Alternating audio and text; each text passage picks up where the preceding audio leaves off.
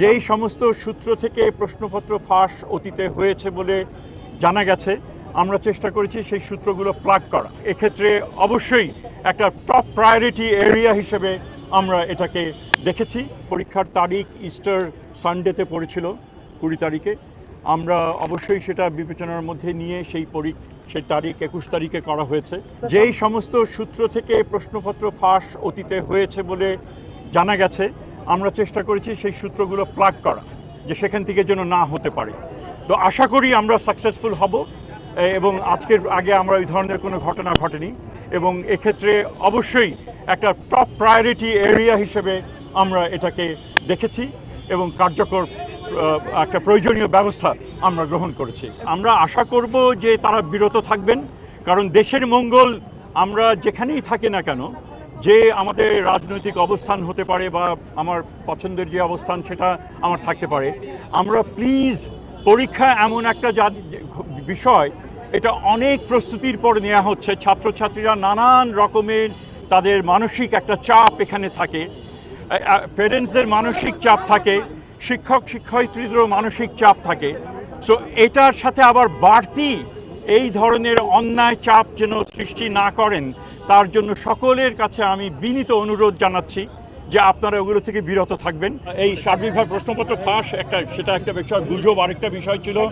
প্রশ্নপত্রগুলো নিয়ে যাওয়া, পরিবহন, উত্তরপত্র ফিরিয়ে আনা, সবই চ্যালেঞ্জ, এবং সেগুলোই আমরা যথেষ্ট রকমভাবে আমরা চেষ্টা করছি। আমরা জানি যে সারা দেশে আজ এই পরীক্ষা, এটা এসএসসি পরীক্ষা এবং তার সমমানের যে অন্যান্য পরীক্ষা, সেগুলো শুরু হয়েছে।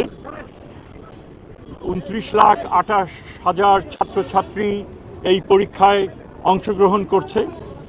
3,000-এর কিছু বেশি, এখানে আমরা জানি যে 30,000-এর কিছু বেশি প্রতিষ্ঠানে থেকে তারা পড়াশোনা করে, এবং কেন্দ্র হচ্ছে প্রায় 3,815টি কেন্দ্রে এই পরীক্ষা সংগঠিত হচ্ছে। এটা বিশাল এক কর্মযজ্ঞ, এবং এটা করতে গিয়ে আমরা নিশ্চিত করতে চেষ্টা করেছি যে ধরনের ব্যত্যয় মাঝে মধ্যে ঘটে যায় সেটা যেন না ঘটে।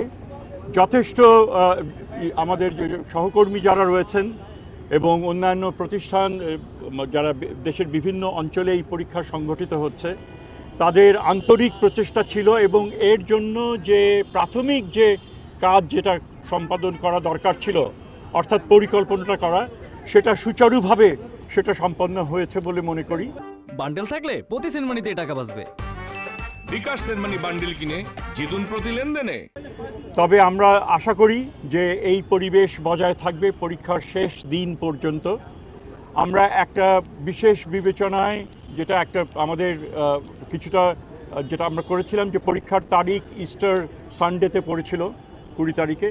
আমরা অবশ্যই সেটা বিবেচনার মধ্যে নিয়ে সেই তারিখ 21 তারিখে করা হয়েছে, এবং যার দ্বারা যে খ্রিস্টীয় সম্প্রদায় তারা আমাদেরকে আন্তরিকভাবে ধন্যবাদ জানিয়েছেন যে এই কাজটা আমরা করেছি।